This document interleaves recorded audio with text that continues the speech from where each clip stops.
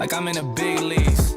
Yeah, I told him I'ma hit it out the stands. I deserve another 100 bands. I deserve another 100 fans. Told them this was always in the plans. I just did it cause they said I can. Blowing euros when I'm down in France. Labels asking how I build a brand. Told them put a check up in my hands. Boy got time, no cap. Made a few checks, but they all in the raps. Had a few friends, but they suck in the past. I don't even trip when I'm thinking about that. Hopped in the whip and we all in black. Shawty wanna ride to the hop in the back. 0 to 100, seen a rap on the dash. They ain't catching up like I'm moving too fast. I'm in the big leagues. Told her don't miss me. Ballin' like Houston, ayy, feeling like Whitney. I need a bag, bruh, send it through quickly. I'm making his dog, like I'm in a big league. Yo, what up, everybody? Thanks to everybody in the comments already showing love. Appreciate it. CT, Lucky You, Color, Ronnie, Fins Up, King Mill, Laquan. Appreciate it. Remember to like the show, guys. I don't make y'all wait as long as TD does, but dude, let's get to like 40, 50 likes if we can before we start going into the deep dive into what I got to talk about. But just got a little bit of stuff to talk about. Some of the additions that we've made since the last time I was on, the free agent signings that we have, the 3 of them, a couple of the coaching. I'm gonna go down the coaching staff just to kind of give you another rundown and some info on each one that I found interesting, and that it's on the Miami Dolphins website, so you can get it yourself. Talk a little bit about off-season hype videos. I'm going to talk about the 2 drills they showed Tua doing at practice from Perform this week. I'm going to talk about the I Am Athlete with Brian Flores. Brandon Marshall, Omar Kelly, and Chad Johnson are on it, and they had some interesting stuff to say. A lot of it just kind of echoed what we've heard since Brian Flores left. So it's going to be really interesting to see what all comes from that. But, and then I'm going to get around the sports, a couple notary things that I think have gone on, noteworthy things, sorry, but it's, just some things. And then we'll open the forum at the end. I'm going to kind of do my first panel on TD's page. I'm kind of excited to see who jumps in, but we'll drop the link at the end of the show. We'll get all y'all coming in here and, pick apart what I had to say, or we can just talk some Miami Dolphins stuff. And if you have anything else you want to talk about that maybe you've seen going on this week, we can get into it. But before I go even further, I do want to kind of like pull back the curtain a little bit, because guys, make sure y'all go like the Fins Tailgate too, please. Mike on the mic, color commentary, Chris El Capitan, we're giving y'all everything we have. We have new thumbnails. We're putting some really cool stuff out. So as we're partnered with TD on Monday nights, and Color has his time on the show this week, I think Friday nights as well. So please check us out over at the Fins Tailgate. We're real close to 600 subscribers. If we haven't quite got there, maybe we can get there before the end of the show. That'll be really cool. What up, Color? Nothing but love for you, Color. I hope you always know that. So man, I'm a stay-at-home dad. For those of y'all don't know. I'm going to pull back the curtain on how my week has been, my last week and weekend, because it all runs together. So I've got a 5-year-old little girl, and she's awesome. She was a really easy kid, and she spoiled both of us. I've been around kids for a lot of my life, but she spoiled both of us, and she was really easy from 6 weeks old. 6 months old, sorry. She was sleeping in her bed from 9 p.m. to 9 a.m., not waking up at night, doesn't really throw temper tantrums. It was a really easy early childhood parenting for us. Then we went and tried for we weren't really trying, but we got pregnant with our second child and found out that it was going to be twins. And nobody on her side of the family, nobody on my side of the family has ever had twins. So it was a completely new thing for all of us. And it's been an adventure. I'm not going to get too much into details until we get a lot of the evaluations done, but they are being evaluated right now. And I became a stay-at-home dad about 6 months ago. Was working as a general manager in restaurants. My passion is people. My passion is sports. And my passion is my family. Well, when the opportunity came about for me to be a stay-at-home dad, wasn't something I was looking forward to, but I was excited about the challenge because I had stayed home with Adeline when she was younger, and I went through the ups and downs of being a stay-at-home parent. I felt, the depression, the loneliness, the inadequacy. It's a lot that goes into it up here to keep yourself straight and keep yourself strong for your family and your spouse. And so I experienced all that, but I didn't quite know what I was getting into when I came home with the twins and the 5-year-old. See, my twins aren't even 3 yet. My wife has been staying home for their entire lives until the last 6 months. Well, every day is something new. And between one of them tries to dent the crib by headbutting as hard as she can if she's bored. The other one, if anybody gets emotional in the house, she slams her head down on the ground trying to give herself a concussion. And they don't react to the same parenting styles that we did successfully with Adeline. And so my days are just jam-packed. You clean up 3 times a day. You change a bunch of diapers. You make dinner 3 times a day. Or you make food 3 times a day. You clean up after the food debacle 3 times a day. They still don't know how to keep it on the table. And so my weeks and my weekends and my days, they're long, and it's the hardest job I've ever had, but it's the most fulfilling job I've ever had. I love being a parent. I love being a stay-at-home dad now. I love my wife. I love being the best husband I can be. I'm not perfect. I make mistakes. We get into arguments just like everybody else, but we're a really good team. And the team works with the better cooperation from all the team members. And boy, I missed the show Saturday because I was sick. Last week, I think I was out on a day. It's been an interesting couple of weeks learning we're going through some new therapy and things. And man, I just have to say thank you to all of y'all. I know that was a lot. Thanks for listening. Just pulling back the curtain on my personal life, but this is my relief. This is my fun time. This is my adult time. This is my dad time. Y'all bring me the adult interaction that I don't get on a daily basis anymore. You can only have so many conversations with the 5-year-old, and before you lose your mind because she's just repeating herself and asking the same question over and over and over again. And then my twins don't quite have all their vocabulary figured out yet. So trying to talk to them is just like talking to a wall or talking to an animal. So getting to talk to y'all on a weekly basis and as often as I get to, and the fact that y'all come to listen, it's really, really cool for people like me, myself, and TD and El Capitan and Kohler and Miami Sports Fanatics and Miami Sports Music. It's cool for all of us that y'all want to come listen to us. Whether y'all want to pick apart what we have to say, y'all are here. And if you're not liking what you hear, but you still come, I appreciate it. And this is my relaxation, is to get to talk to y'all. And so I just want to say thank you from the bottom of my heart for always just supporting us and coming back and listening to what we have to say. Without further ado, I want to start out with some of the people.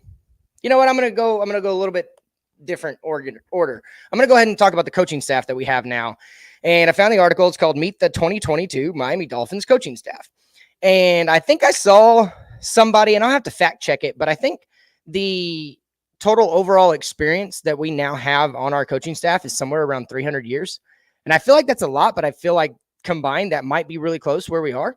And if that's the case, then when you bring on a first-time head coach, what better than to bring on a multitude of different types of experience and different types of situations, college level, NFL level, different position coaches, people that played, people that didn't play, people that were just a coach. You bring in all this experience to help round out your coaching staff. And so what up, Miami Sports Fanatic Show? What up? Hey, CT, thanks, man. Ronnie, appreciate it to his trash. What up, MC? But so for those of you that aren't following, we've hired two of my favorite players of all time, Sam Madison and Patrick Surtain. Those are the last two hires we made, I believe. I think Tyrone McKenzie was close either before that or after that. But, man, I'm just going to run down it. We all know about Mike McDaniel. I've done a breakdown of why I'm excited about what he brings to this organization. Not necessarily excited that we have a first-time head coach again, but I'm excited about the scheme change and the philosophy change. And I wouldn't say it's necessarily like a change because it's something that we have tried in the past, but it's something that I've seen success for multiple different teams, multiple different quarterbacks, multiple different personnel. And I've seen it in the numbers be successful consistently enough to believe in the numbers. And I'm not a big analytics guy. I'm an old school sports guy.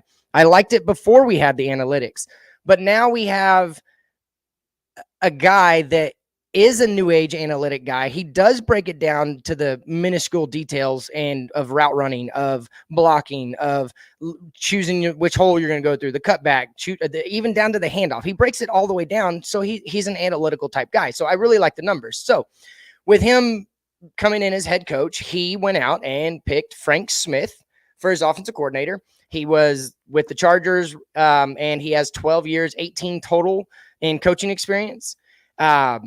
You know, if anybody saw Justin Herbert's rookie year, that offensive line was atrocious, and he improved upon it. I mean, it's a drastic approval too. I guess it's at a 20% reduction in QB pressures from 2020. So 201 to 161, which that's a big time. 40 pressures removed over a 17-game season. That's pretty dang good. They improved from the 28th all the way up to the 5th best as far as pass blocking efficiency, and they rushed for 4.3 yards a carry. So I do like Frank Smith. I do like the camaraderie he brings. He's another players type coach, I believe. The players really like playing for him, and he's got proof in the pudding.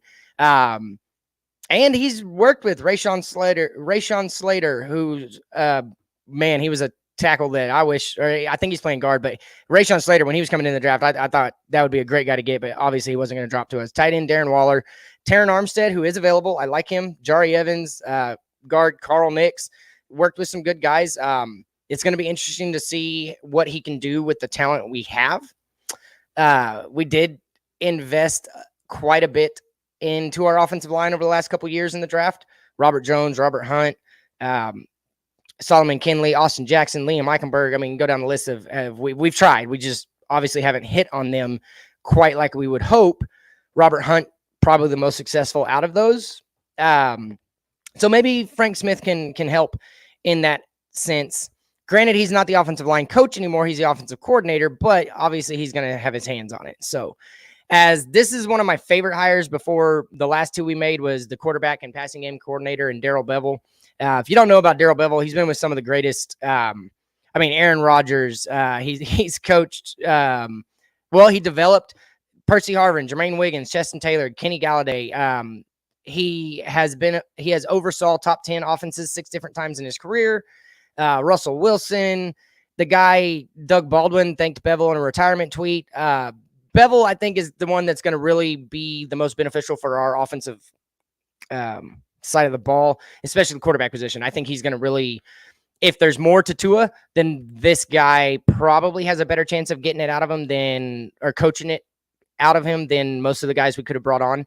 I didn't see that one coming, and he has 25 years of total coaching experience. So Now we're, just between those two, we're already at 43 total years, and that's a lot between your quarterbacks coach and your offensive coordinator. We got John Embry. That was one that I think that was before Wes Welker or shortly after Wes Welker. That was one of the first hires that Mike McDaniel made. Yes, guys, please hit the like button. Like, share, tell people we're on. I am going to bring it up. I am going to open it up for the panel at the end. So don't forget that. Just stick around. We'll get there. John Embry, I think, okay, so there's a hot argument out there about what do you expect players and people to say about former coaches or former coworkers, okay? And you don't expect them to throw them under the bus. But I do put a little bit of stock into what players have said about coaches. And George Kittle went on and on Instagram, I guess it was Twitter, and he posted on Instagram, and this is what he said. He says, "Imbo, thank you. The last 5 years have gone by too fast. Being able to start my NFL career with you was the best possible thing for me. You showed me the standard at which you had to play to have a chance to succeed in this league. Always reminding me to have fun and to give great effort. You convinced me to never run out of bounds and to set the tone on each play, with or without the football. You also leveled up my taste in tequila. I am happy that more guys get the chance to be coached by you. Continue to raise the bar." That stood out to me because George Kittle highlighted specific techniques and specific attributes that John Embry helped bring out of him, and coaching him went from the very beginning of his career. So I thought John Embry was a really good hire. George Kittle's also said really good things about Mike McDaniel. You can take it with a grain of salt, but I do think that speaks volumes in the fact that he attributes some of his success to John Embry, and you can say a lot of his success to John Embry. So that's a good one. And he has 30 years total of coaching experience. So now we're sitting at 73 total years. Then you got wide receivers coach Wes Welker. I think we were all a fan of that. I think he's going to really be able to help with the route running. I think he's really going to be able to help with just maybe taking Jalen Waddle to the next level and Lynn Bowden Jr. and maybe helping whatever receivers we may get in the draft or some of the ones that we get in free agency, and just kind of explaining to them more the intricacies of playing the wide receiver position, because he was never the biggest, he was never the fastest, but he was productive after he left Miami.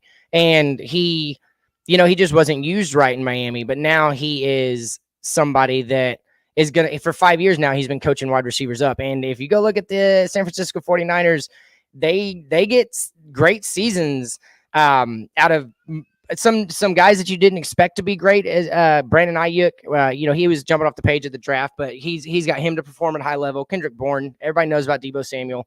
Wes Welker had a hand in that, and so that's pretty cool to bring him on. So now we're sitting at 78 years of coaching experience. One of the first college guys we brought in is Matt Applebaum, the offensive line coach, 14 total years of coaching experience. He, from everything that I can read and find out about him, is that he takes guys and gets them to perform at an extremely high level. He, I think on Boston College's offensive line this year, there are going to be 3 guys drafted. And I think there's 4 guys that made the all ACC team. So he does take, what some would see not 5-star talent, and he gets the most out of them. So that's another good one to bring in. He's got, like I said, 14 years. So now I think we're sitting at 92 total years of coaching experience that we've brought on. Outside linebackers coach Ty McKenzie. He was the first time he ever coached was under John Bones Fossil. He's now, I believe he's a special teams guy, but with the Los Angeles Rams. McKenzie, what I love about him is that in practice, he's going to be your tackling dummy. He's going to be the guy trying to show you exactly where to tackle, how to tackle. He's going to show you exactly what to do, and he's not afraid to do it without pads. I love a guy like that. I think a guy that gets down in the dirty and gets into the nitty-gritty with the team is definitely somebody that people love to play for. And he has 9 years of total experience coaching now. So now we're sitting at 101 total years or something like that, close. I'm going to stop counting. But Sam Madison, if you're a Dolphins fan, you love Sam.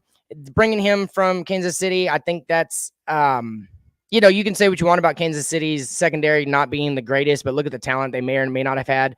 And Tyrann Mathieu loves Sam Madison. And, the Honey Badger, he had his ups and downs off the field and his attitude and some of the things that he's dealt with off the field. have been interesting. But as far as what he has a lot of praise for Sam Madison. And we don't really need to know who Sam Madison is or what he's done, because the 33 career interceptions, 10 forced fumbles, and 103 passes defended, we all enjoyed watching that when he was here. So it's really exciting to bring him back to the Dolphins and put him back in that aqua and orange. Steve Gregory, he's I guess he's been an assistant for us, so he's got 5 years of experience. He's going to be the safeties coach, so he's probably had a hand in the Javon Holland, and he's going to have his hand on Brandon Jones, Javon Holland, so that'll be fun. I heard something interesting about Noah Igbenogany maybe transitioning to the safety position. Not sure how that would work out, but that would be cool, and obviously he would have something to do with that. But I'm just hoping that Sam Madison and Patrick Surtain can get the most out of Igbenogany, because I don't want to see that be a wasted pick. So Patrick Surtain, Sam Madison, Wes Welker, John Embry, Frank Smith, Ty McKenzie, Matt Applebaum. Man, the coaching staff in a short amount of time, I feel like it's one of the top 3 coaching staffs I've ever seen put together. I would have liked Vic Fangio as defensive coordinator, but I'm not gonna completely write off Josh Boyer and say that he isn't going to be better, or maybe with Flores gone and not having that pressure, maybe it allows him to be better. I don't know, but it's going to be fun to see. I definitely think this offensive side of the ball, the coaching is far and above better than what we've seen in a long time. And I think the reason I'm so excited about it is it's focused on the run game and the offensive line. And bringing in Wes Welker and bringing in Mike McDaniel, you're going to naturally, your receivers should get better. Anywhere he's been and anywhere he's had his hand in that, they've gotten better. Maybe not become all pros, but they definitely get better. So, looking at our team and what we have and some of the moves that may or may not happen, I'm really excited about what we have going forward with our coaching staff. TD, you think you can jump on for just a second? My kids are absolutely screaming. I need to go check and see what's going on with them. I'll keep going until you jump in. Or if you want to just play like a 2-minute video and y'all can bear with me, that would be great. I'm by myself tonight and the kids are absolutely losing it. So my biggest thing about the coaching staff that we've brought on, hey, thanks TD. I'll be right back, bro. No worries, bro. I'm going to let him pick up on his conversation when he gets back. So I think this is a better time for me to go ahead and answer some questions if you all have some. I know a lot of people have been talking about Noah Igbenogany, a potential move to safety. I don't think it's actually going to happen for the simple fact that he was a first-round pick. They need to put that man where he belongs, and that's out there on the perch, on that on the boundary, and he need to man up and become the player that they drafted him to be, or they need to go ahead and accept that that's a failure and try to trade the man for a 6th-round pick or something like that. It is what it is. At this point, he either has to contribute to this team this year or he got to move on, man. I mean, and the reality is this is some guaranteed money, and he's taking up a roster spot at this point. So Noah, man, this is it. He was the youngest guy on the field, and I gave him credence for that. Tua is trash. Said, TD, get on YouTube, bro. They censoring you, man. This is unreal. They ain't sending notifications. I deal with this at least once every year, but it seems like it's happening more frequently lately. You know how it is. They don't want you talking about certain things. They don't want you talking about, and once you do, they want to hold you down for about a month, and then they get their act together, and then they start sending the notifications out. But it is what it is, man. We're going to keep moving through it regardless, bro. We're going to keep moving through it regardless. And trust me, I can tell whenever they're trying to censor me. I know whenever they're cutting back, because all my videos, when I'm done, I'll have a yellow mark that says for review.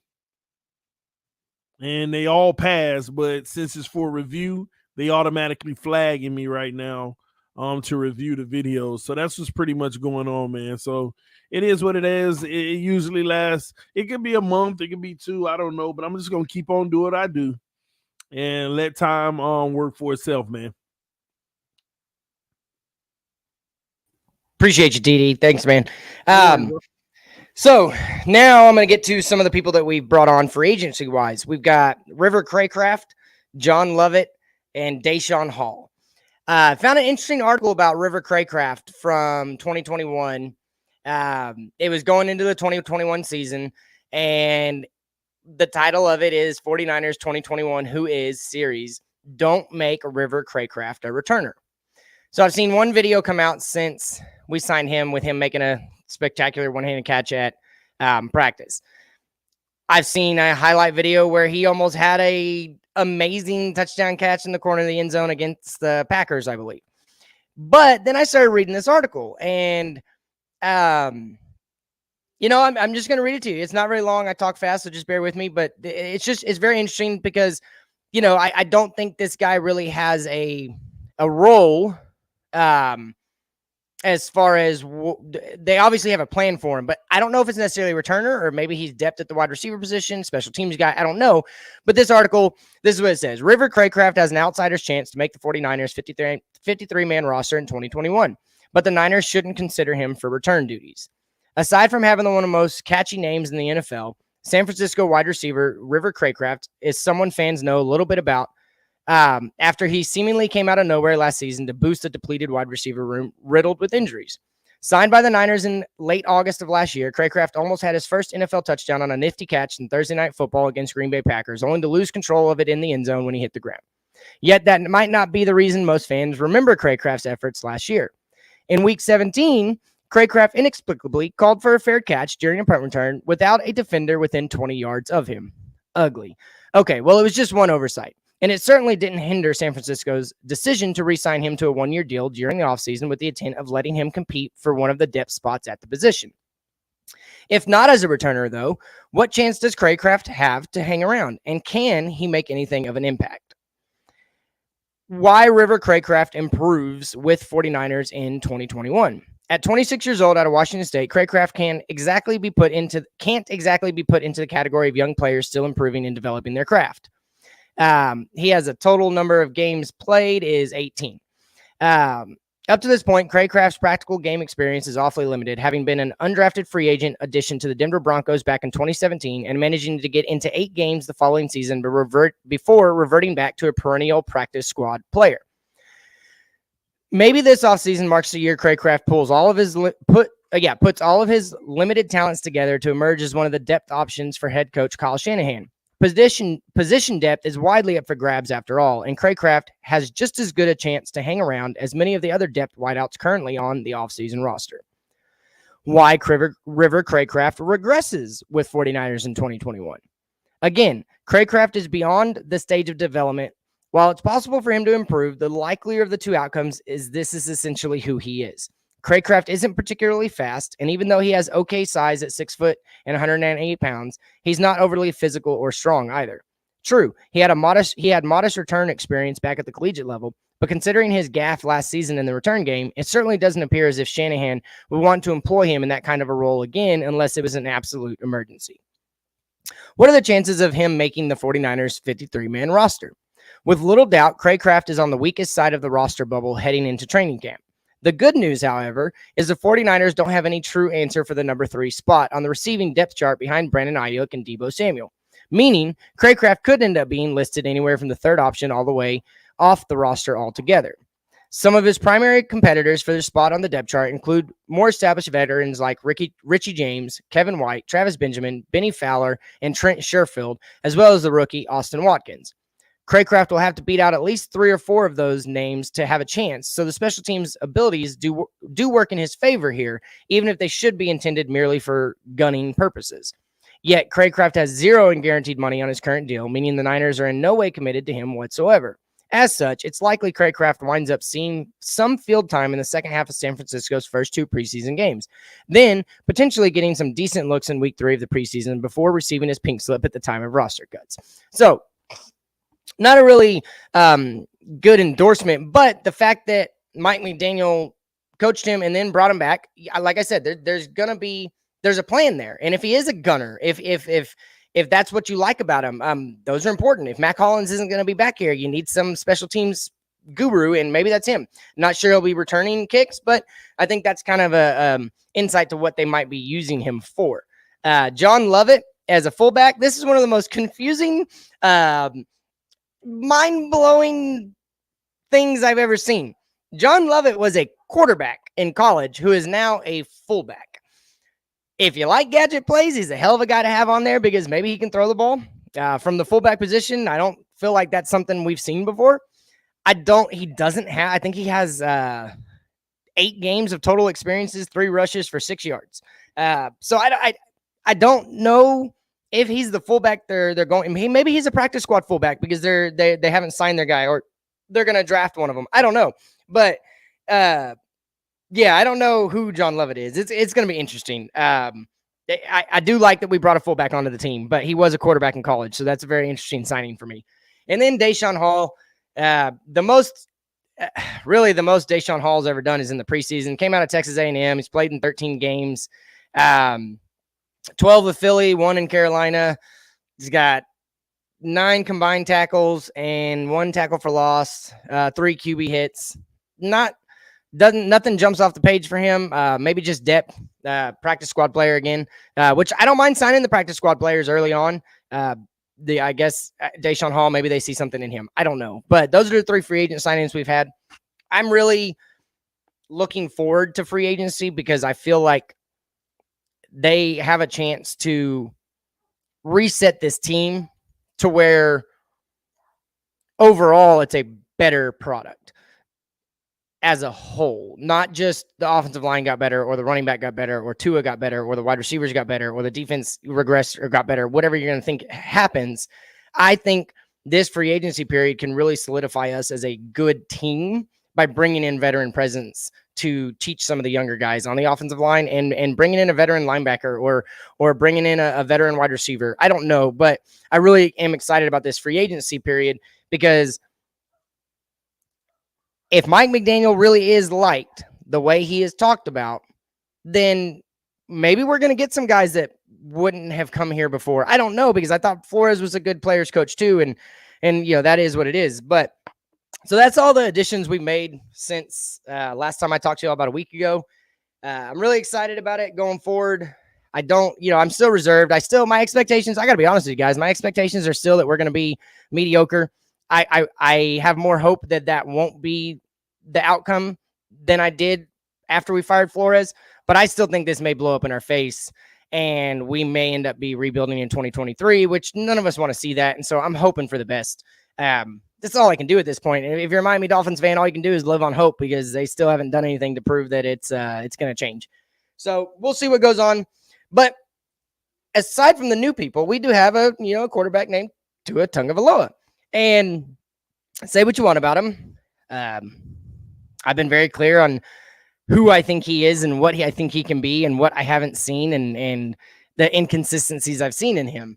But one of the things I've been consistent on is his footwork. And I've always said that was one of the skill sets he has that is elite. I don't think he has a lot of elite skill sets, but his footwork is elite. And if any of y'all saw that hype video that dropped today, man, his feet they really are good. That one where I don't even know if I could do it without tripping over myself.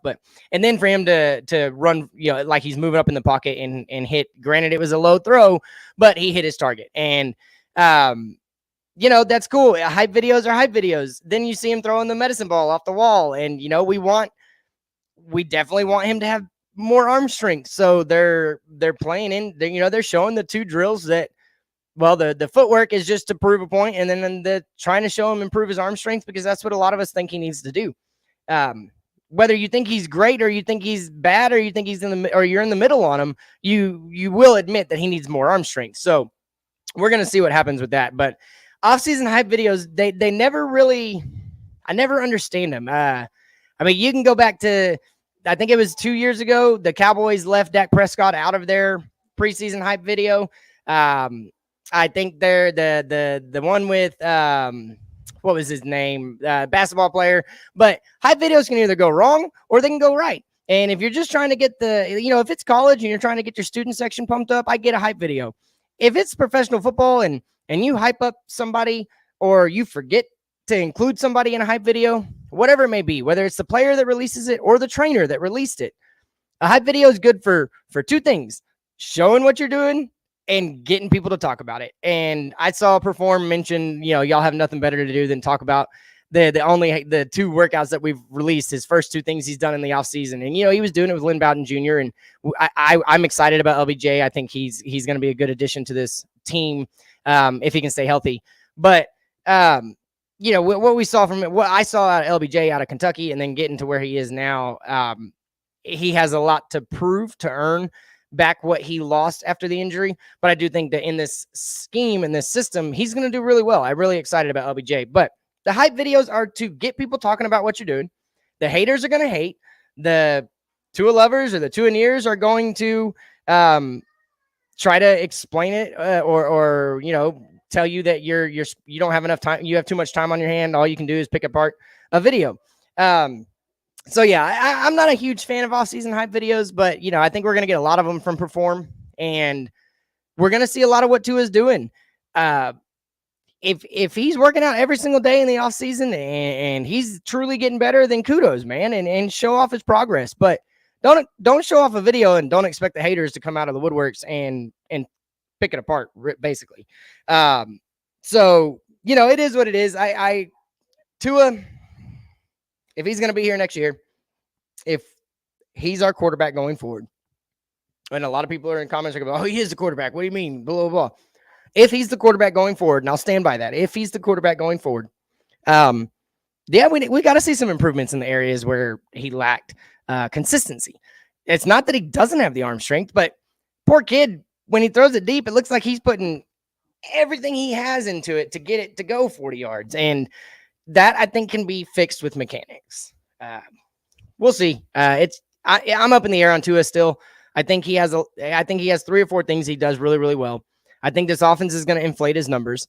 And I'm not sure that even top-level Tua is going to get us over the hump to be a Super Bowl contender. I would love to be proven wrong on not being sure. And I'm not saying it can't happen. But my eye test, and I watch a lot of football, and I just, Tua hasn't – he's made some fabulous plays. But he hasn't impressed me to the point where I'm satisfied that we took him number 5 overall. And I don't think I ever will be satisfied that we took him number 5 overall, but this is his team. He's the quarterback of the Miami Dolphins, and we're going to roll with it. If they want to go get somebody else, then do it and stop dragging this guy along. Stop dragging the fans along. Be clear one way or the other. I just want to know without a doubt who's my quarterback going into the season. I don't want there to be any rumors hanging over him.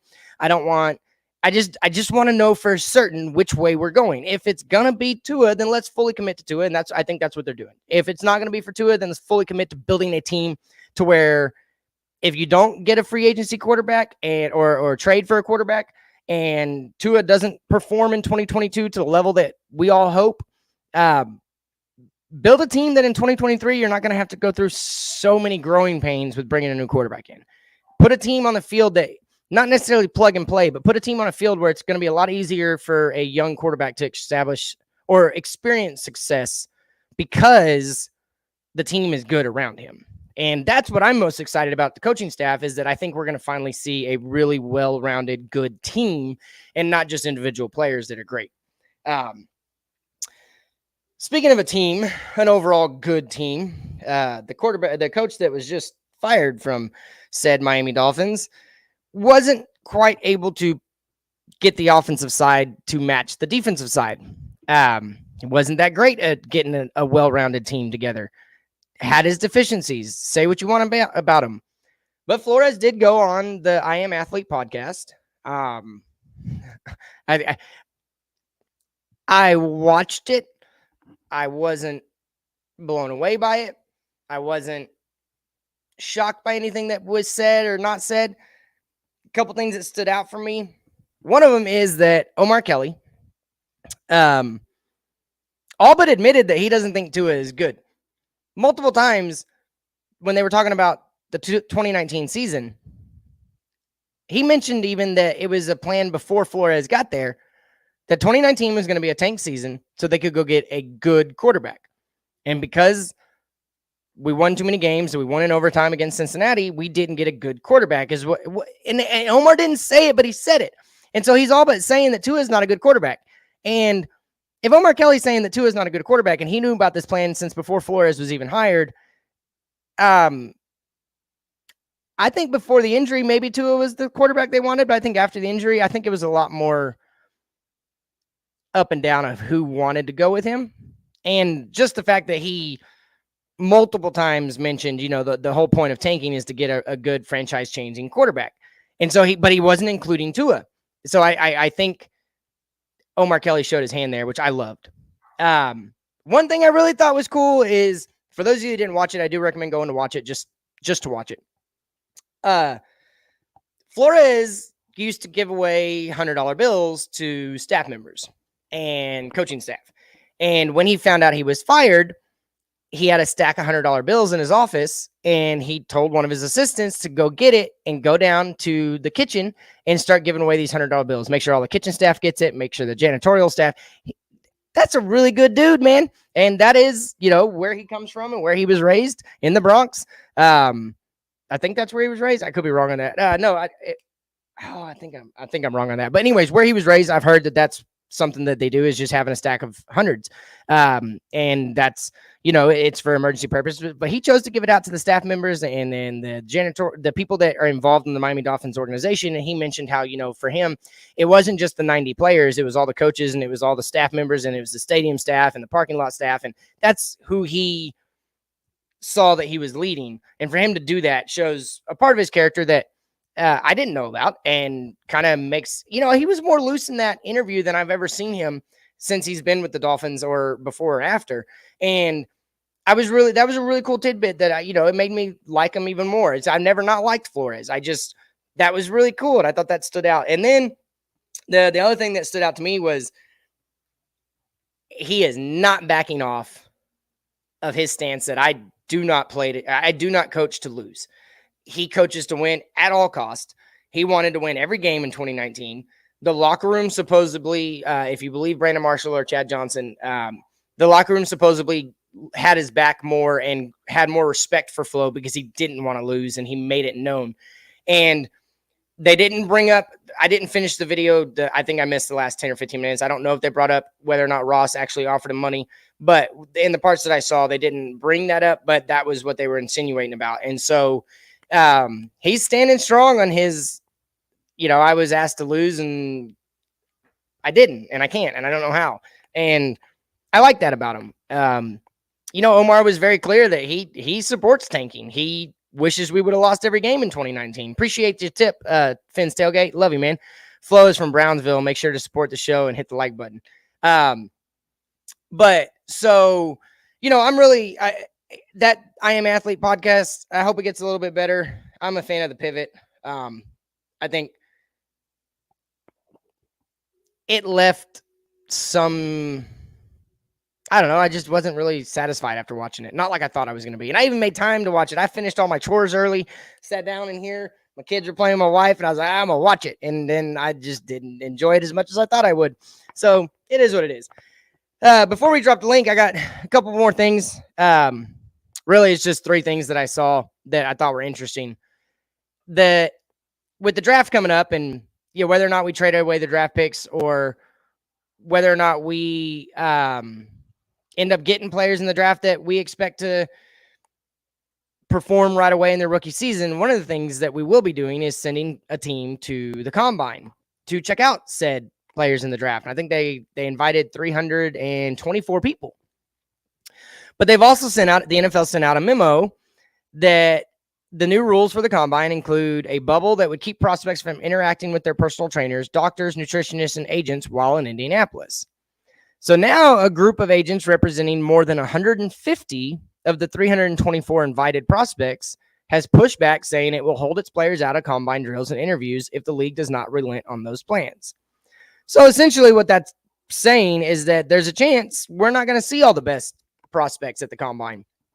With the new Omicron variant and everything that is going on with COVID, I think a bubble might be a little extreme. But I did see a take on the combine that I never really thought about.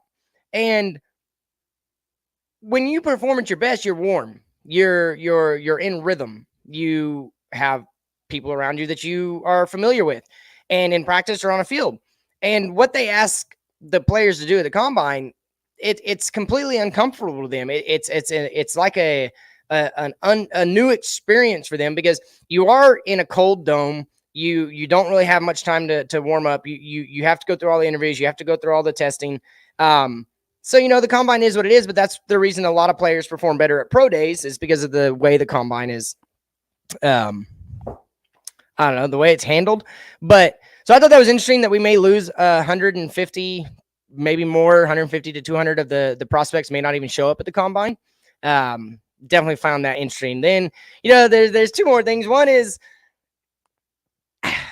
in my lifetime, I may not have ever seen a better shooter in the NBA than Steph Curry. He hit 16 threes in the All-Star game. And I got into a debate with a group, a Miami Dolphins group I'm in on texting, and whether or not he's better than LeBron, or could LeBron beat Steph Curry one-on-one, or would Curry beat LeBron one-on-one. You can say what you want about it. I ain't never seen a shooter like Steph Curry. His dad, Del Curry, was great. His little brother is good. But Steph Curry is unreal. The type of shots he can hit on command, the stands, shooting the ball from the stand, shooting the ball from the tunnel, and then to put up 16 threes. Now, granted, the All-Star game is a joke. The only good thing about it is they donate money for, there's two charities, and they donate money for whoever wins the quarter to that charity. I believe it's like $100K. So that's cool. But 163 to 160, defense doesn't really play. The All-Star game is terrible, but Steph Curry did hit 16 threes, and one of the reasons I used to love the All-Star game in the NBA was Kobe Bryant went out there ready to murder people, and it was fun to watch. And I'm not a Kobe. I don't hate Kobe. Kobe, to me, he's 1A when it comes to killer instinct as far as Michael Jordan and Kobe, and then I put Larry really close for a third, as far as they knew they were going to beat you, and they didn't let you even think you had a chance. And I love the killer instinct that GOATs possess. So Steph Curry did, that was the only impressive thing from the All-Star game. There were better dunks during the All-Star game than there were at the actual dunk contest. I did see Karl Anthony Towns in the 3-point contest. I'm a big man shooting, Dirk. I had Dirk here in Texas. So anytime a big man can shoot the ball, I'm excited to watch. But the NBA is the reason this is TDPHINSTALK, because I can talk about the NBA, but it really don't matter till the playoffs. And this All-Star weekend is just a joke now.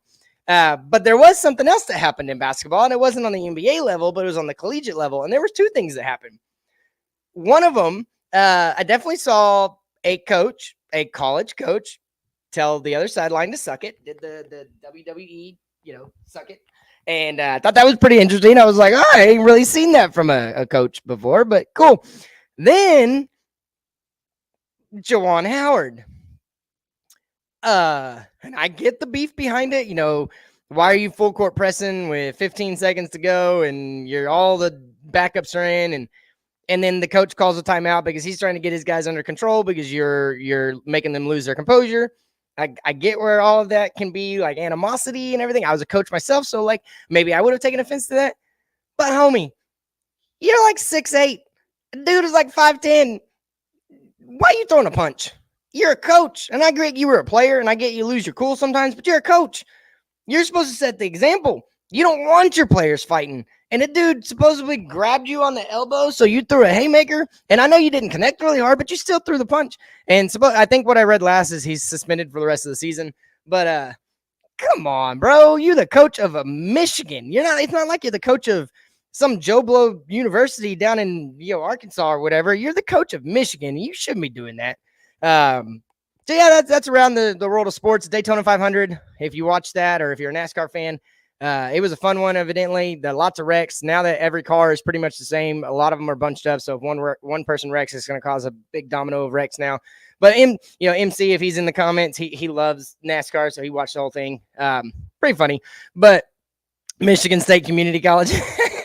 All right, guys. TD's dropped the link. I just want to bring some people on and kind of get I've got a guy that's going to be a new reporter for the Dolphins. He's going to jump on a show here soon, and he just wants to kind of get a vibe of the fan base. So tonight we're going to try and give him one.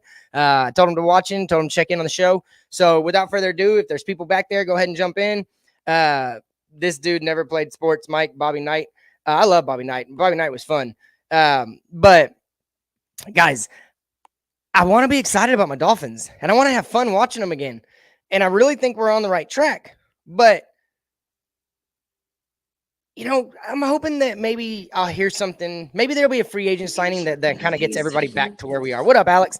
The Tua lover himself, bro. You ain't got that Islander stuff on your little thumbnail. Your wife is way better looking than you anyway, so it's okay. Well, thank you. I appreciate that. We all hope that she's better looking than me. I'll tell you that. But how's everything, man? How's everything going with your family? We're making it. It's tax season. We get our income tax tomorrow, so that's always fun for a few months, and then it all disappears, or you don't invest it right, and all that kind of stuff happens. But other than that, life is good, man. I don't ever have complaints. I just go through some adventures and rocky times, but you always come out on top with a smile. That's what matters. That's exactly what matters, man. Just stay positive, stay upbeat. Life's gonna throw curveballs at you every step of the way. You just gotta dodge them, and just protect your family at all costs too. Yes, sir. Hey man, I was watching the I didn't get a chance to finish the I Am Athlete interview with Brian Flores, but I gotta say, man, it's like some of the takes on that was just wild, man. Oh. Yeah, well, and dude, and I don't really want to get into it too much because the theme, the overwhelming theme of the video is something that I don't want to go there tonight. Maybe we can go there next week or something like that. Yeah, but I hear you. But man, really, Alex, I ain't got to talk to you since we made a lot of these hires, man. What do you think about Sam Madison, Patrick Surtain in the house now? Well, I love the hires, man. Just bring back some old school familiarity. And Madison and Surtain, they've been coaches before, so so you got to see McDaniel can rely on them on experience too. And they could teach his young boys something new every day. They come from the old school bump and run press coverage secondary. So I love these hires, man. I really do. McDaniel's put together a solid coaching staff, in my opinion, in my book. Well, what about the I think it's very well known what your stance is on Miami's offense and the inadequacy of our offensive line and the running game last year. And I know, people know where you stand on Tua. As now the offensive staff is done, what are you most excited about? Whether it's Tua or whether it's a scheme change or whatever, but what are you most excited about there? What's the overall sense you get from this offensive coaching staff? This offensive coaching staff, I love it because we brought in Bevel and with the other one. We brought in two offensive line. We brought in two offensive coaches that worked on the O-line before. I think it was Francis Smith or I forget the name of those guys, but one of them came from the Chargers. Frank Smith, yeah, exactly. So he brought the Chargers from one of the worst offensive lines in the league to one of the top offensive lines in the league last year. And of course, you got Applebottom too, who came from Boston College, number 2 in the nation, and that says something right there, But this is what I'm going to say here right now. It's this. I can't wait for. You may hate me on this, Mike. I'm about to say it. Good. Everybody out there, I can't wait till Tua shuts this fan base up this year. Hey, if he can make me shut my mouth on him, then he's done what I want him to do because I want that to happen, bro. I'm a Dolphins fan. I would love for him to go out there and show everybody he's a top 5 quarterback and he was worth number 5 overall pick. And I would love to see him start having more consistency on his downfield targets, more consistency on the ball placement, more consistency on his getting out of the pocket and trusting his instincts. I'd love to see more consistency in that. And if I get to see that, that means we're winning. So exactly. It's either put up or shut up this year. Hey, what up, Shake Money? Opinion. Appreciate you jumping on, bro. What's going on, man? How you doing? What's up, Shake Money? What's going on? So what you think about tonight's show, man? Or what you got a point to come on? I imagine. I love your thumbnail of Watson, by the way. Yeah. See, that's who McDaniel was talking to all along. Yeah. That's funny. I love it. Excuse me. But anyway, no, here's the thing about this. You watch NASCAR? Yeah. Okay. It's like Flores had a Honda Accord to race with, and all of a sudden they give McDaniel's a Formula One car, and everybody's like, "Oh, look, his car was way faster than Brian Flores' car." You know what I mean? Oh, I that's tell you funny. what, if this coaching staff is such the best, way better than Brian Flores' staff, let's keep everybody on offense, and they should be able to get over 10 wins. Don't you think? Yeah, and on that point, and this is what I That's a good point, Shake see Money. is I think, and I may be in the minority in this, but this is something I haven't shared yet. I think these guys were available last year because a lot of them made lateral moves. A lot of the coaches made lateral moves. That means they've probably been looking for, or they've been available to take interviews for a couple of years. I'm wondering if, because of the staff that Mike McDaniel has assembled, maybe he had more pull than Flores was told he was going to have. Because you got to give Flores credit, whether it was Greer or Flores. Mike McDaniel was a target for OC last year. It just didn't work out. And so if these guys were all available and now Mike McDaniel gets them in-house, I don't know if that's Greer and Ross. I think for me, it's McDaniel sees more or has more control than I thought he was going to get. But as your question of whether or not this offense is going to get better, I do think that the reason they brought in the coaches they brought in is maybe not to spend as much money in free agency on the positions we're thinking of, because maybe they see there's talent that wasn't unlocked. There's talent. There's more that you can get out of the guys that we have spent high draft picks on in Iga Benogany, Austin Jackson, Liam Eichenberg. If they think that they can get more out of them, they have a month before free agency really gets, or they in less than a month now, but they have a short amount of time to get a feel of whether or not they want to really bring a lot of guys in, or try to run with what we have and maybe spend more money on a different type of asset. But I do think that with this offensive staff that we have in here now, I really hope that it is that they can make this team just better without having to add too much to it. Because that means there's more money left over to sign the guys that we may lose over the next couple of years, and maybe you not have to spend all that money in this free agency. So I really hope that we're going to see better production all around from everybody that's already here. And I'm excited to see what type of players they bring in. Like, I think what's going to end up happening, my prediction is, going into free agency, they're only going to get 2 offensive linemen in free agency, a center and a tackle. And then of course sign a backup. That's my prediction. They'll either trade for Larry Tunsil, or they'll go out and get Teron Armstead. I think Teron Armstead is more of a and essentially I think he's a cheaper way to go because of the draft picks it's going to cost to get Tunsil. But I think you're right, Teron Armstead and like a Ryan Jansen, or Larry Tunsil and a Ryan Jansen. I really like Ryan Jansen. I want my center to be the meanest guy on the field. So I would want Tunsil because he's younger. Yeah, but but we've already had him. That's leftover goods. I don't know if I want him back. I don't know if I want somebody. That's like sending your girl off and then bringing her home to somebody you knew. Why wouldn't you want him back? Why wouldn't you? He's still deficient in run blocking like he has been the entire time he's been in the NFL. He's a great pass blocker, but he's still suspect in the run game. And now we're more of a run first team. So a guy like Teron Armstead, I think, fits a little bit better.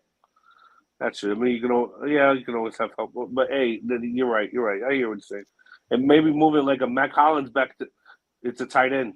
I think people are sleeping. I mean, not sleeping, but Hunter Long, man, he's a dual tight end. I mean, he can catch the ball and he can block. And you got Durham Smythe still, and depending on what they do with Gesicki, I think Gesicki needs to be gone. I think you tag Ogba and release Gesicki. I don't know if you can tag and trade him.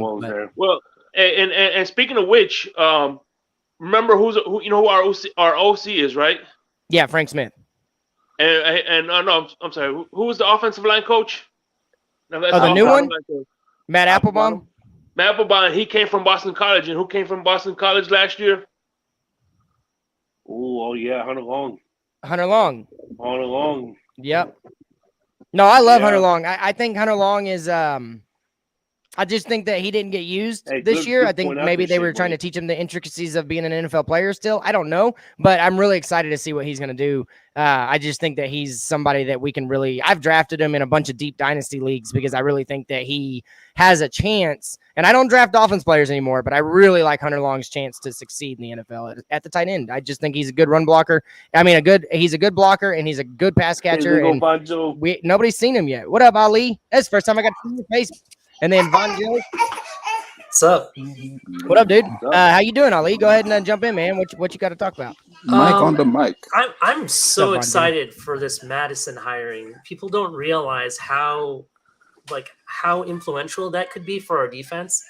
I did a little bit more research about his coaching experience. I didn't really, I wasn't the biggest I was more a Patrick Surtain fan growing up as a kid. You know what I'm saying? Yeah, same here. Same here. And I was looking at, what Madison has accomplished, and it's so amazing how he took Kansas City Chiefs from like 30th in secondary rankings all the way up to 6th.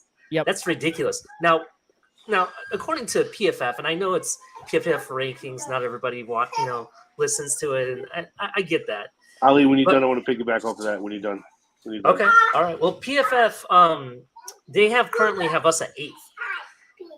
Put Sam Madison in there, we're going to be top 4 easily. And I'm really, and I don't mean to cut you off. I really apologize. I'm sorry. No, you're good, Bubba. I'm really also excited about all of our offensive hirings for coaching staff. Everybody's around the offensive line, and it's offensive line centric. It doesn't matter if you're tight ends coach, offensive line, pretty much everybody, with the exception of Wes Welker, personally, everybody seems to be around the offensive line. And that is the biggest problem we had this past season. I think if we had, 2 veterans in there, that offensive line would have been half times better, and we would have been playoff bound. That's just personally my opinion. Yeah. We missed, and honestly, I went back and looked at the records for everybody. We were only 3 wins off being the number 1 in the AFC. We could have had the bye personally. Going back to I think it was like 3. Yeah, it was like 3 wins. We beat Atlanta, we beat the Jaguars, and we beat the Raiders. We would have been like right there with the Titans. That's just my opinion. Yeah, go ahead, Alex. You wanted to piggyback. Not bad. I wanted to Von Joe, you're go back next. to the Sam Madison hiring. Ali, you mentioned about the Chiefs secondary. Going from one of the worst to one of the top secondaries in the league. The only thing is that they got exposed so bad in the playoffs. It wasn't even funny. I mean, No, they Allen, had injuries. Can I want to piggyback when he's done. I'm sorry. Yeah, we'll get Von Joe and then Ali. Yeah, the only thing is that, I mean, even though the injuries out there, you still had the Honey Badger out there, you still had Sorensen, but it was just bad. It was like a clinic with the way Josh Allen exposed them. But the thing is, the Honey Badger was playing hurt though. If you remember that game, Yeah, Honey Badger was definitely true. hurt. That's true. he got hurt. He got hurt. He got hurt early in that game. He got hurt. Hey, and real quick before Von Joe gets going, and then Ali, Raphael, if you're talking about me never winning fantasy, I lost to my wife in our championship league this year, but I taught her everything she knows, so that's good. But we brought in $1,700 this year in this house, so yeah, I can show you the stats if you really want to know whether or not. But if you're talking about McDaniel, I don't know if he won fantasy, but go ahead, Von Joe. All right, so there's only one thing that got me excited about this whole coaching staff. It's not Tua. Everybody knows my take on Tua by now. Of course, it's not going to be Tua. Of course, it's not going to be Tua, Von Joe. All right, so I gave this take on Batman show last week. And this is after I called to say, I want to put it out here. I was the first person to call Patrick Surtain would be a Dolphin DB coach. Check the tape. You can check the receipts. So I said, with all this coaching that we're putting around on the O-line, Austin Jackson, best offensive lineman we have next year, Pro Bowl player. Austin Jackson to the Pro Bowl. I don't dislike your take. Go ahead, Ali. You wanted to piggyback really quick, and then Von Joe, I gotta tell you really quick about why I'm excited about. I know it's not Tua, but go ahead, Ali. Okay, 2 things. Yes, I have to agree with Von Joe, and that's actually what I was getting at. Honey Badger was hurt during that game. And had he been healthy, right after that play and everything, that game may have been turned out completely different. All right. So I don't necessarily agree that they got shown out. I think it's that they lost one of their key players and something else could have happened. Now, just really quick, and I'm not for Tua, no, I'm not against. I'm a Dolphin fan. That's what I am. I'm a Dolphineer, if you want to call it that. So I don't really care who's QBing as long as there's following W's from the sky. That's all that matters to me. I want to say something like that. One thing really quick though, a lot of people say that, I don't think, Tua is going to do so great or whatever, maybe you're right. Maybe you're wrong.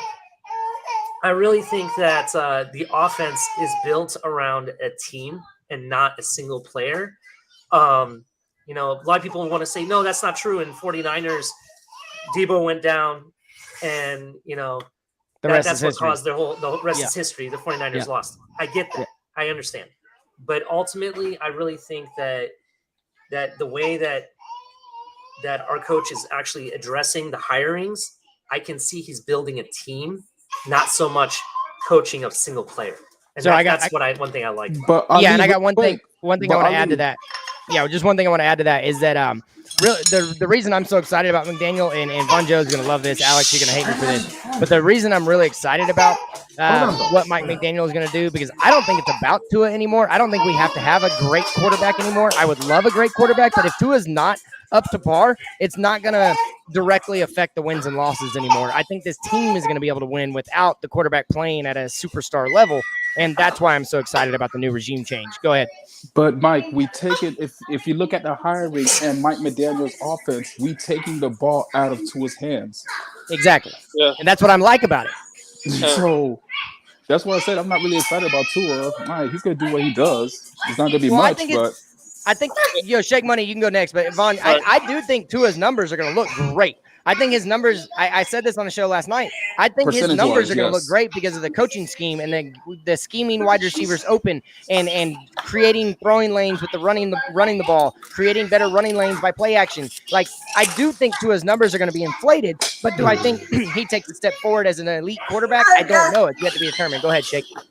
Ali, hit mute for a second. Ali, just go mute for a second. On Joe real quick. And about Austin Jackson, a lot of people don't realize. I'm mute now, aren't I? Or you can still hear me? No. Yeah, we can still hear you. We've been listening to, I think it's, dang it, my kid watches it, the Doc McStuffins or something like that. But no, a lot of people. Sorry, I didn't know you guys could hear it. You're good, Bob. You're good.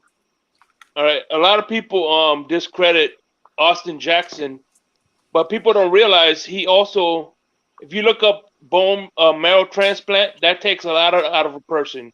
He's 2 years removed from that, so I think he hasn't been the same after that bone marrow transplant. I think he should be just like Tua. He should be at full strength now, and I think that Von Joe's right. I think we're going to see the best out of him.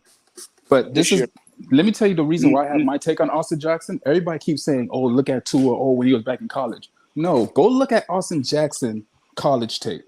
USC, baby. He was a people mover. Like, he'll get out there and move people. He was a mauler. Yes. So now we bring in this zone blocking scheme where again he's pulling and again he's getting out there and moving people. Come on now, man. He was never meant to be a pass blocker. The thing is, you guys, of course, Mike. I just want to put this out there. I'm going to put this out there. I am a Dolphins fan and not a Tuaneer. I'm a Dolphineer and always will be. Everybody, I just want to put that out there. I've put that on numerous takes on your show, Chris' show, everybody's show. Okay, that I'm a Dolphins fan first, but I still think that we can win the Super Bowl with Tua as a starting quarterback. I want you to be right. I want you to be right. I think Tua can be a Josh Allen, can be a Patrick Mahomes. And that's where you went too far. You got to relax. You got to relax. You can win a Super Bowl. You can win with Tua. You can listen. Win whoa. See, this is where you go too far. This is where I think you become a Tuaneer. that's a little too far, Alex. He I see what was you're saying. Maybe the way they lead their team and the way they perform, but Tua, he's got like astronomical things he needs to do to get on their level consistently. And he can make the flash in the pan throws and the flash in the pan plays, but he needs to do a whole lot more to be even considered in the conversation with Patrick Mahomes or even a Josh Allen. I don't think he's even possible to do those. Wait, hold on, Alex. Alex, he's not able to do those things because it's just two completely different physical profiles. He can't throw off balance and off kilter and have those weird arm angle throws like dude in Kansas City, Mahomes. Because again, you forget Mahomes was a pitcher. Those guys played baseball also. That's why they're able to throw. Not a lot of guys can. But you have Russell Wilson, you have Mahomes, Kyler Murray. Those guys were pitchers. That's why they could throw off platform like that. I think Tua is a better quarterback than Kyler Murray is. Again, I'm not arguing that. I'm arguing the physical ability to just throw off platform like that, right? To just launch it off a flick of a wrist. Again, he doesn't have Allen's physical gift to be running and take blows like Allen does. So just off those physical limitations are not things you could fix. And also, Kyler Murray's a little bulldozer too, man. He's thick, man. Well, Kyler Murray's the fastest. Might be quicker than Lamar Jackson. Kyler Murray's sick quick, man. But if you notice how, he's durable though. He's durable. He is durable. If you notice Kyler Murray, when he takes the snap, he's further back because he needs to be able to see over the O-line. That's why he's so far. If you watch him play, he's further back than most quarterbacks. Well, and Von Joe on that to make it up. Yeah, and on that that's why I'm excited about the throwing lane, the passing lanes that the run game should create for Tua. He's not going to have to worry about seeing over the offensive line or the defensive line. He's going to be able to see through it. And that's why I'm part of the reason I'm so excited about this new philosophy change of going to a run first, a zone blocking run scheme. I just think that it's going to really allow this offense to take the next step, regardless of who the QB is. Mike, who do you think? Agree. Who do you think we should? What position do you think we should draft with the first pick? If he's there, I want Kenneth Walker. Whoa! I think we can get him in a second, personally. No, I want Kenneth Walker, the running back out of Michigan State, because I don't think he'll be there at 50. Nope. I don't even want a running back in the first round simply because, again, we have a run specialist as a head coach, and we brought in another running back. You can't work with Duke Johnson. Ideally, Von Joe, I want to trade, but Ali's question was who would I take at 29? I want to trade out of 29. I want to get another second round pick. The reason I'm asking, like last night, a lot of people are saying that we should go after offensive line in the draft still, and offensive line in the draft. Free agency. The team does not need rookies on the offensive line anymore. When people say that, I get so frustrated. Two different veteran offensive line. This offensive line is different. Personally, in my opinion, the center position is more important than the right tackle. That's my opinion. If you go back and look at the tapes, and the tapes won't lie, it didn't matter if it was Dieter or I can't remember the other center that we had while he was out for a little bit. Reeder and Dieter. It doesn't matter. Both of them were getting beat on studs. Mance played center also, I believe. That's why Tua couldn't even have a second to throw. Again, I'm not a Tua fan. I don't care who's the quarterback. As long as he's doing what he has to do and he's putting up decent numbers where we're getting W's, that's all that matters to me. But again, that offensive line, just Davis was the problem, but the center was more important issue to me than the others. Guys, at times I thought Austin Ryder actually did not look bad at all. He wasn't terrible, but he still has a lot to learn. I mean, the kid was the center 2 years ago when Kansas City won the Super Bowl. He was the starting center when they won the Super Bowl. Think you got him mixed up. No, Austin Ryder was the center for Patrick Mahomes when they won the Super Bowl. Okay. And then they drafted Creed Humphrey. Okay. Von Joe, who do you want at 29? And then Alex, I want your answer, and then Shake Money. At 29, and this would be a hope and a prayer, tell you the truth, I would rather move up and finish up our defense with middle linebacker out of Utah. Oh, geez. Devin Lloyd. Yep. Yes, I would move up to go get him. Okay. What about you, Alex? You get a well-rounded linebacker. I would trade out. I agree with you, Vaughn. I would trade a 29th pick for Larry Tunsil. Shake. Oh, Calvin Ridley. Shake. What about you? I'm agreeing with Alex. And also, you got to realize that neither Kyle Shanahan or Chris Greer have a history of drafting high running backs before the third round. Yeah, they would have taken Najee Harris if they would have done that last year. I still think Phillips was the right pick. Go ahead, Ali. I think Phillips would have been the right pick. I like your pick, Kenneth Walker, but I really strongly think that I think we're going to be able to get him in the second, maybe trade a little bit up in the second, but I think that's where he's going to fall personally.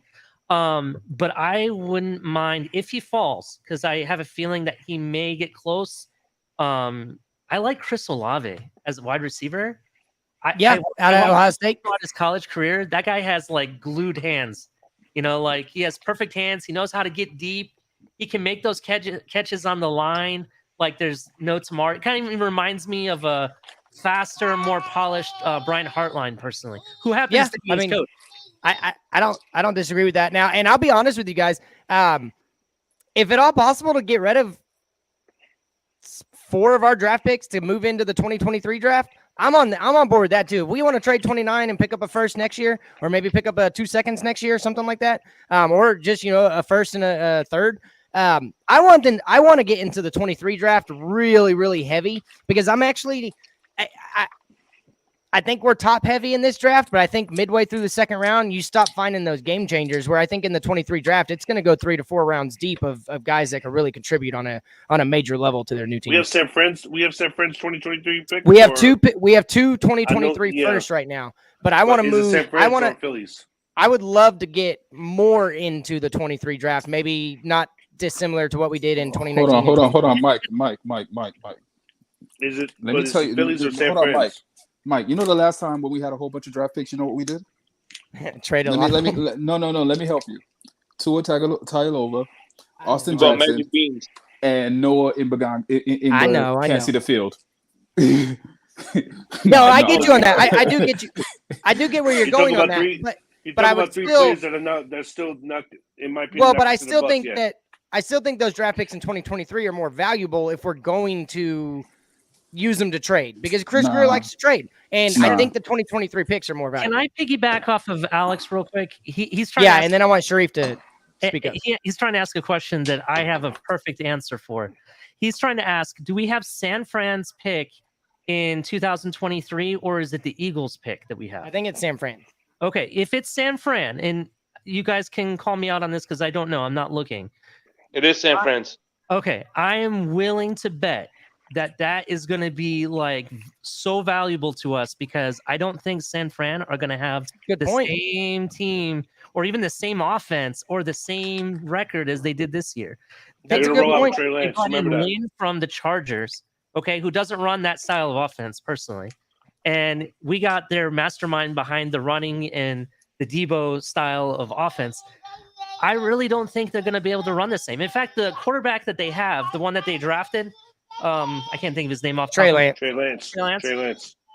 I don't think he's going to run that style of offense at all. So personally, I think they're going to be an 8-8 team. That draft pick is going to go from 29 that we have now. So this is where I give you a little pushback on that. It's because of Shanahan. Because remember, when we tried to get McDaniel, he stopped us. He blocked us. He said that ain't happening. He let everybody else from his staff go, but he said McDaniel I'm keeping. So for him to let him go this time, and to take people with him, exactly, and let him say, "Oh yeah, you can have him too." But I have to say that he has something in his front pocket. He has something in that back pocket that. Yeah, Shanahan's not going to go there losing. Exactly, he's okay, and he still has that stout defense too. Don't forget that. Hang on, Ali. Go ahead, Ali. Finish up, and then I want Sharif to jump in. I was just going to say, just a response to Von Joe real quick. Now I'm done. I just wanted to say that you can't hold a coordinator like that two years in a row, or an assistant 2 years in a row from a promotion. You can't do that. You can do no. It was a lateral move. He was going to be OC if we got him last year. And so he promoted him to OC in San Francisco so that he could get the pay raise and keep him there under good graces. Then he couldn't give him the head coaching job. So you're right. He couldn't stop him 2 years in a row. Yeah, you can't. And that's my point. I don't think they're going to have the same offense, man. I don't care. Lynn can be a good coach, but I'm telling you right now, I don't think it's going to be the same offense at all. Yeah. What up, Sharif? Sharif, you there? Hey, Yeah, man, Fins Up. How you guys doing? Good to see you again, man. Hey, I how's it didn't going? catch you last night, but doing great, man. Fins Up. But I have a question for the panel. Now, we know that Mike Tannenbaum hasn't been here since 2019. But we also know Chris Greer has lived through Chad Henne. He's lived through up to 7 years of trying to see it through. So my question is to you. We believe that in 2023 we're going to replace Tua if he has an average or poor season. My question is to even TD. Do you think Greer has a 7-year plan for Tua? And if so, why? And if not, why not? I'm going to answer this first, and we'll go Alex and go around the panel that way. I actually think Greer's in a really precarious position right now because I really believe that if this doesn't go well, then that's Ross's fall guy. If this doesn't go well again, if we crash and burn in 2022, I think Greer's going to end up being the fall guy for Ross. And so I don't know if it matters what Greer's plan is at this point. Go ahead, TD.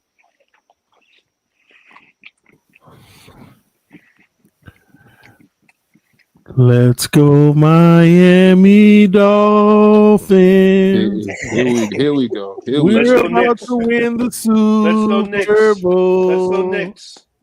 Listen, man. Sharif, did you just say 7-year plan and Tua Tagovailoa in the same sentence?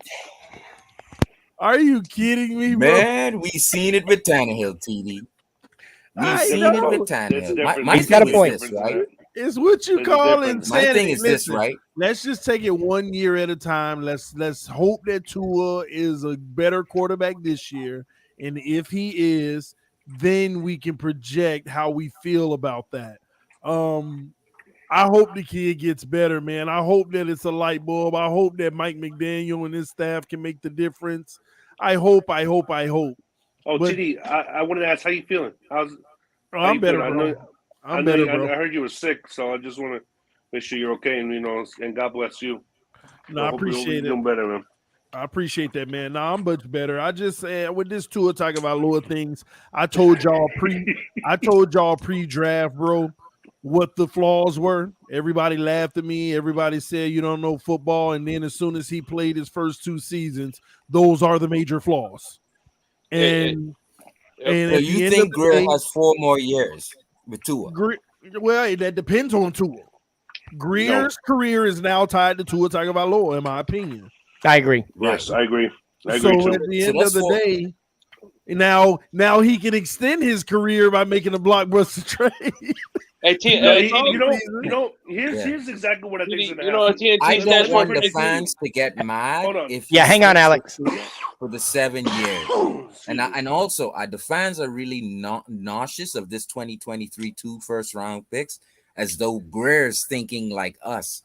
We're moving on. He's probably thinking to add talent to Tua in 2023, 2024, 2025. No, so I'm saying he's lived through this before. He may be stubborn with this thing. With Sharif, don't do that. I refuse us to be the Cleveland Browns. Chris Greer cannot. He's done it before. Chris Greer cannot be thinking that long term. Whenever this is a year where his future may even be decided. Yep. Let's get something straight here. What he did in the first round of 2020 or 19, whatever year 2020. that was, 2020, that's a fireable offense. Like, no. I'm trying not to be funny here. It is. I want y'all to really hold on. I want you to really think about it. You take Tua and Herbert was on the board. You took Austin Jackson when Jonathan Taylor was on the board. You took Noah Igbenogany when I could name 50 million people that were on the board. Pick, by the way. That is 3 first. It don't matter who pick it was. Who's responsible? The general manager of making the pick. I don't care if the coach say I want this person. The general manager is the one on the line for it. Okay, it's the general He hired manager's Flo. responsibility to tell the boss that why you're wrong, and this is why I'm not going to do it. He hired Flo. Exactly. It's Here's his the thing. responsibility to I'm drive. gonna ask you guys. I'm gonna pick Yeah, it up. let Alex Here's answer the thing, question. Then we go to Ali. guys. Here's the reason why I don't think Chris Greer gets the credit that he rightfully deserves. Okay, he deserves more credit than what people are out here to think. Okay, in 2019 he goes out against Christian Wilkins. Wait, don't laugh. Wait. In 2019 he goes out against Christian Wilkins, who turns out to be the heart and soul of that defense, who's arguably the heart and soul of that defense, and he's the glue that holds that thing together. Okay, number 2. In 2020, he goes out against Austin Jackson, Noah Igbenogany, and Tua Tagovailoa. We have not seen the best of either of them yet. Noah Igbenogany you cannot call a bust because he has not, even though he has not seen the field, you cannot call him a bust because we don't know exactly how good this kid is. Okay, because he sits behind 2 of the top corners in the NFL, Byron Jones and Xavier Howard. You're not going to replace those 2 with Noah Igbenogany. And then in 2021 he nails this draft out of the park with Waddle, Holland, Phillips, right there. Oh, and by the way, in 2020, didn't they have it? I forgot who the second round pick was in 2020. Actually made a difference last year. I could have swore that there was a second round pick that made a difference that actually played better than some of the first round picks. I think it wasn't. No, Eichenberg was this year. I'm sorry. Holland, Holland? No, Holland was this year. Holland and Eichenberg. They got Raekwon Davis and they got Raekwon Davis. There you go. In 2020, Raekwon Davis. Okay, that Raekwon Davis made a huge difference, and he ended up being the best out of the bunch. Okay, but we are not going to, and I'm not going to sit here, and I refuse to sit here and say that Austin Jackson and Tua Tagovailoa are both busts, and Noah Igbenogany is a bust in my opinion. I refuse to say that. Alexander, you know what you just told us? You just told us that we should not give him more opportunities than he should have. Just give him the picks that he had. Don't give him more picks in the first round. You have to judge. You can't judge Chris. You have to judge Chris Greer only on 2019 till now. That's it. So guess what? You cannot judge him. He's 50 for 50. Everything else. So how many picks did he have in 2019 in the first round? One first round pick. Exactly. How many did he have in 2020? Best player available at the time, Christian Wilkins. Okay. Exactly. And how many did he have? That holds that defense together. And how many did he have on 2020? Okay. And how many did he have in 2020? He had 3. But okay, so again, he went. So he's at 25%. You know that, right? That's 25% hit in the first round. But here's the thing. Before Austin Jackson got injured, he was actually considered one of the best left tackles in the league. You know that, right? But as of right now, he's at 25%. No. I give him. I don't just judge his first round picks. You got to give them all. I don't just say what percentage he was in the first round. I got to give him. I give him second, third, fourth, fifth, sixth, seventh round. Now, Chris Greer. Listen, here's the thing. That we need to understand. Okay. Nobody's saying that he's busted out on all his draft picks. What I am saying to you is when you have 3 picks in the first round in 1 year and not a single one has panned out to be after 2 years, not a single one has told you have your future guy yet.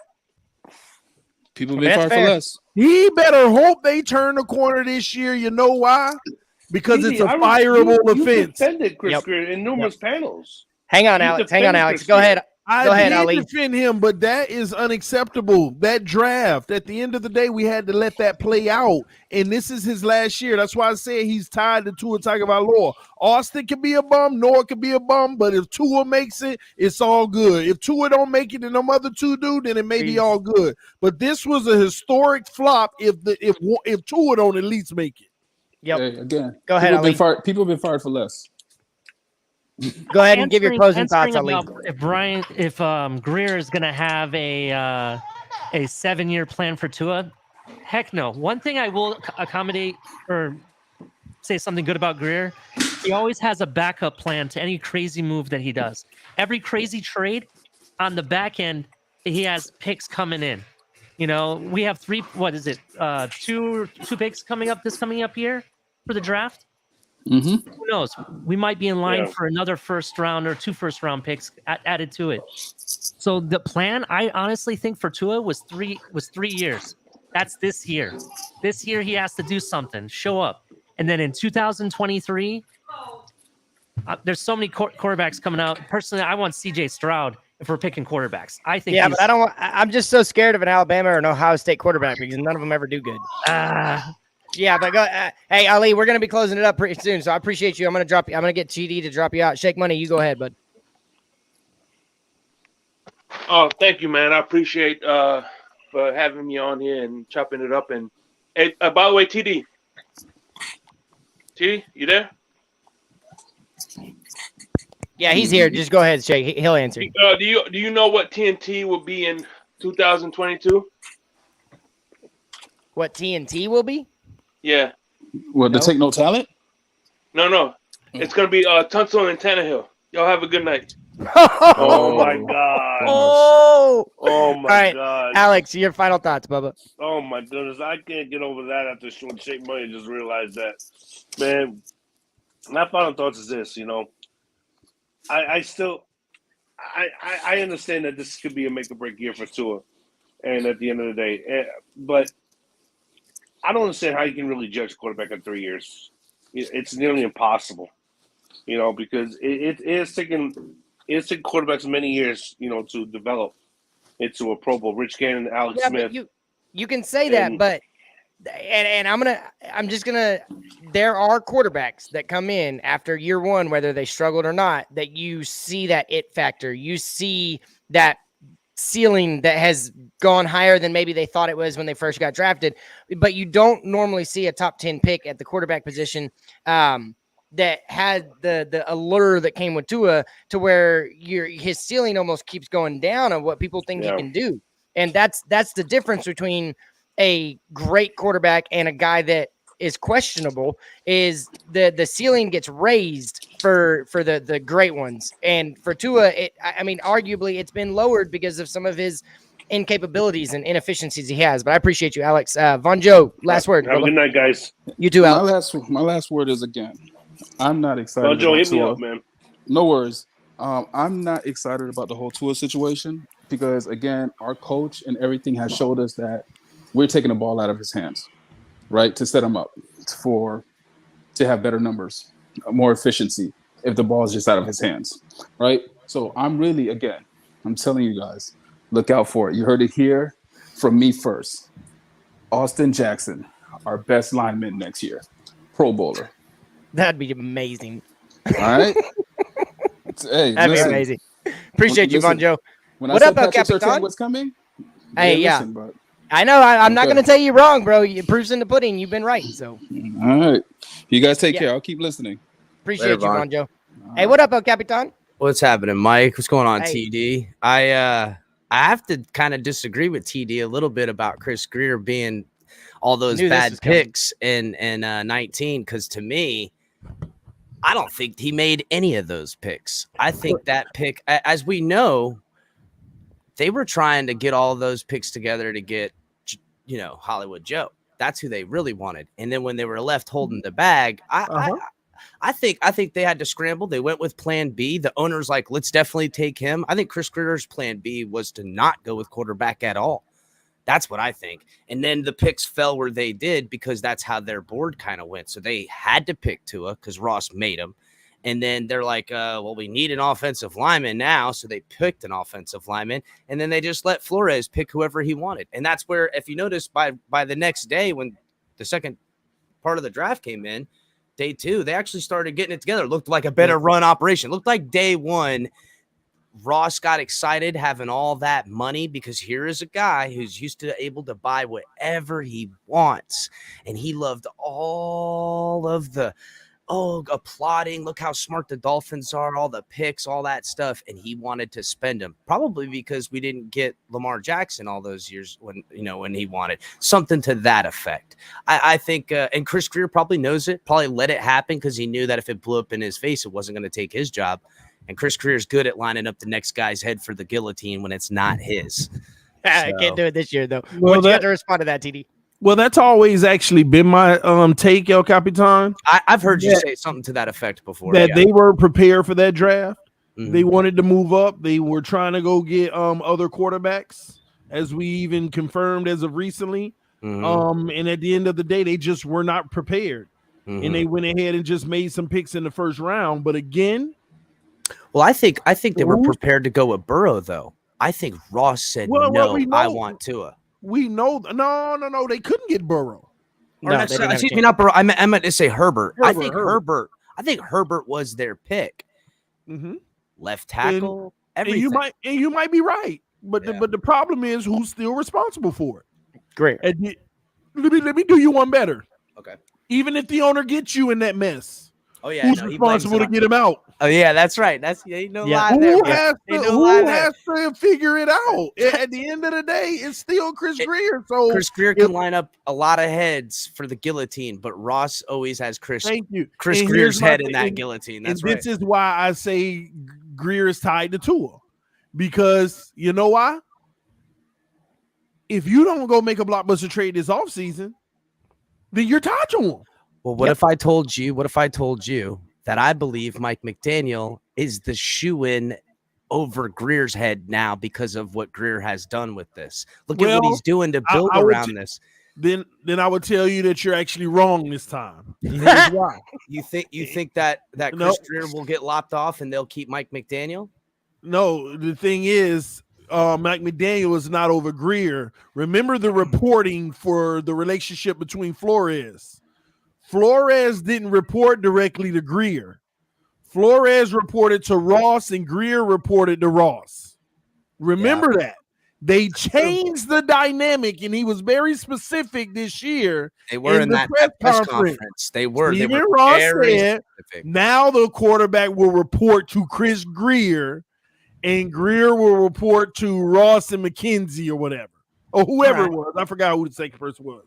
But I always wonder if Chris Grier's going to be sly enough, though. You know, there was a distinct difference this time. So at the end of the day, and let me tell you why they made that distinct difference, because it wasn't working with Flores reporting straight to Ross, because you had Flores lobbying to Ross about one thing, Grier lobbying about another. And then now Ross is in the middle of a they didn't really have beef like people make it seem, but about the direction of the team and what they should have done, there was too much conflict. So that's why Ross eliminated that crap and said the coach will go to, let me give Grier the power he deserves, which means Grier was probably like, I'm supposed to be the general manager, but yet you have him reporting to you. That's probably all the stuff that was going on, bro. So I can't disagree with that, because they were very clear in that press conference. A different thing I took from that press conference in that exact statement was kind of like, hey, Flores, all of these guys are here. Look, those were potentially guys that were in the room for the joke. You know what I'm saying? And that he's showing all these guys in this line as a unified front. Just a little PR push there. He's like Chris Grier, what's his name? The guy that runs all the Garfinkel, and they said the other guy. The guy Garfinkel, by the way. They listed everyone's names. I thought that was kind of a call out to Flores and his people, letting him know that we're a unified front, because I wonder if Flores, one of those people they want to depose, is one of those people they listed there. You know what I'm saying? That's kind of what I was wondering, and that's kind of what I saw being said a little bit. I do hear what you're saying too, but I kind of saw some of that, because that was kind of the pressure at that point when the coach hire was all the buzz for Miami, but the pressure point is really the legal action taken against our owner. You know what I'm saying? And that's kind of what I saw, where they were like, hey, listen, Ross all the way to Chris Grier and what's his name? I always got to call him Van Ginkel. It's Garfinkel. I always want to call him Van Ginkel. It's Garfinkel. And there was another guy he mentioned. I can't remember his name, but it sounded like the pecking order was in place. And yes, that completely eluded my mind that now, Chris Grier has the pecking order in line. But I kind of saw it as, hey, Flores, if you plan on deposing one of these guys, just realize that they're all in this too. You know what I'm saying? I saw a little something else happening there in that. But I guess Capitan, Not bad. I was gonna say, go ahead and give your final thoughts, El Capitan. I'm gonna shut it down with me and TD. My final thoughts are keep your eyes peeled, Dolphins fans, because anything can happen right now. We have a volatile owner that could find out 2 months before any of us that he's losing this football team. And so if he loses this football team, we've seen him make him when Flores got fired. It was you. Here's a you can see a guy really get crazy on his way out. Yep. And don't forget, it's almost like he insulated himself as the pseudo owner for the whole year or whatever the new owner takes over, because he owns everything around that stadium.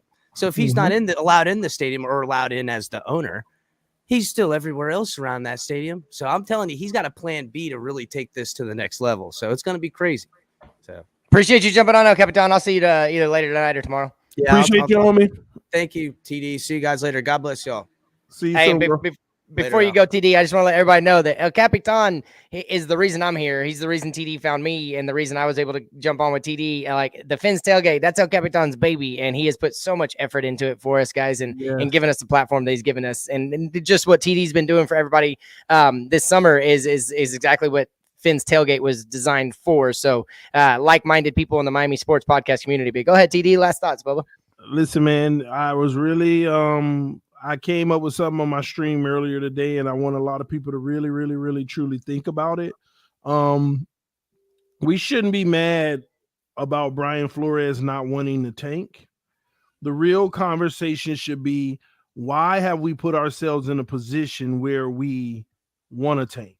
Yep. Yeah. What have we, how low have we come as a fan base to be okay with our team purposely losing games? How do we get there? Who wasn't making enough right decisions or whatever it may be to where we never felt that way? And I think that goes all the way. I think that goes back to the former owner and then Stephen Ross not actually changing anything. Like Ross didn't change anything. We've been doing the same crap with just different chess moves. And the saddest part about it is we never needed to tank to still get a good quarterback in that draft. Yep. I mean, as Herbert was still on the board and we still picked wrong.